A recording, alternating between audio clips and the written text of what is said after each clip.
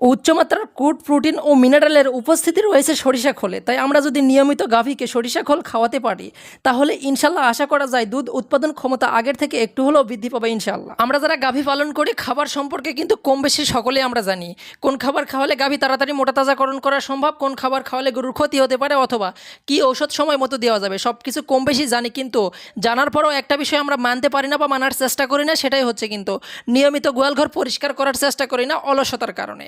গবাদি পশুকে রোগমুক্ত রাখতে গোয়ালঘর কিন্তু পরিষ্কার পরিচ্ছন্ন রাখা আবশ্যক, কারণ নোংরা এবং বর্জ্য পদার্থ থেকেই কিন্তু নানান রকম জীবাণু ছড়ায়। আবার মোটা তাজাকরণ খামারের পশু রোগাক্রান্ত হলে কিন্তু স্বাস্থ্যহীনতা হয়, স্বাস্থ্য শুকিয়ে যায়, এতে করে খামারির লোকসানে পড়তে পারে। তাই কিন্তু একটু কষ্টকর হলেও প্রতিনিয়ত শেড পরিষ্কার রাখার চেষ্টা করবেন। আর একটা বিষয় মাথায় রাখবেন, শেড কিন্তু সবসময় স্যাঁতস্যাঁতে ভিজে রাখা যাবে না। স্যাঁতস্যাঁতে রাখলে কিন্তু এখান থেকে জীবাণুর সৃষ্টি হবে। যেমন দেখুন, গরুর পায়ের নিচে যে আমরা ম্যাট ব্যবহার করেছি, এই ম্যাটের নিচে কিন্তু অনেক সময় খড়কুটো জমা হয়। আর যদি স্যাঁতস্যাঁতে ভাব থাকে সেখান থেকে কিন্তু সেই পোকা মাছি সেখান থেকে ডিম বাচ্চা করবে এবং এখান থেকে কিন্তু রোগবালার সৃষ্টি হবে। তাই সবসময় নিচে এবং উপরে সব কিছু পরিষ্কার করে দিয়ে সুন্দরভাবে ধুয়ে মুছে চকচকা ক্লিন রাখার চেষ্টা করবেন।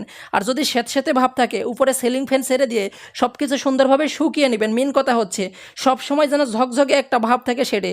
দেখতে আপনারা যেমন মন খুশি থাকবে, পশু পাখিগুলোও কিন্তু ততটাই সুস্থ থাকবে। আর পশু পাখি সুস্থ থাকলে একজন খামারির মন কিন্তু ফ্রেশ থাকে। আর এই গরমের দিনে গরুকে পর্যাপ্ত পরিমাণে ফ্রেশ পানি খাওয়াতে হবে।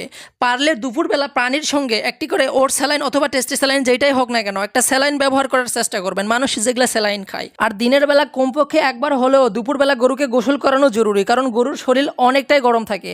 তাই গরুকে খাবার একটু কম দিলেও সমস্যা নাই, কিন্তু গরুর শরীর ঠান্ডা রাখতে প্রতিনিয়ত গরুকে গোসল করাতে হবে। দুপুরবেলা শেড পরিষ্কার করে দেওয়ার পর অল্প পরিসরে কিন্তু দানাদার খাদ্য, তার সঙ্গে পর্যাপ্ত পরিমাণের ফ্রেশ পানি এবং পানির সঙ্গে অল্প কিছু সরিষা খোল দিয়েছিলাম আমরা, কারণ সরিষা খোলে কিন্তু পর্যাপ্ত পরিমাণে প্রোটিন পায় গরু। আর সরিষা খোলের প্রোটিন গরুর মাংস বৃদ্ধিতে যেমন সাহায্য করে, ঠিক দুধ উৎপাদনেও কিন্তু তেমনই সাহায্য করে।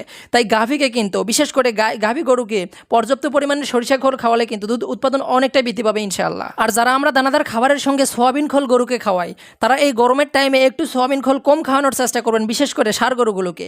কারণ সোয়াবিন খোলে কিন্তু অনেকটাই গরম এবং হিট জাতীয় খাবার একটু, যার কারণে কিন্তু প্রতিটি গরুর শরীর অনেকটাই হিট থাকে।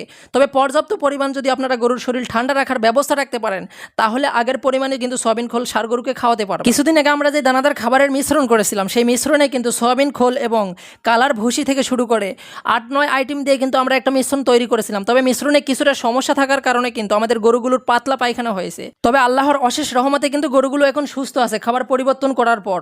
তবে সমস্যা বলতে এখানে এইটাই যে আমরা এর আগে কিন্তু তাদেরকে এই খাবারগুলো খাওয়াইনি, তাই একটু বেশি মাত্রায় খাবার খাওয়ানোর জন্য কিন্তু এই সমস্যাগুলো হয়েছিল। তবে পরবর্তীতে আমরা খাবার একটু কমাই দিয়েছি, সঙ্গে অন্য খাবার মিশ্রণ করেছি, একটু সব খাবার অল্প অল্প করে খাওয়াচ্ছি। মাশাআল্লাহ এখন সব কিছু সুস্থ আছে। যাই হোক, সকলে আমাদের জন্য দোয়া করবেন, আল্লাহ যেন আমাদের ব্যবসায় বরকত দান করে। সকলের সুস্বাস্থ্য ও দীর্ঘায়ু কামনা করে এখানে বিদায় নিচ্ছি। সবাই ভালো থাকবেন, সুস্থ থাকবেন। আসসালামু আলাইকুম।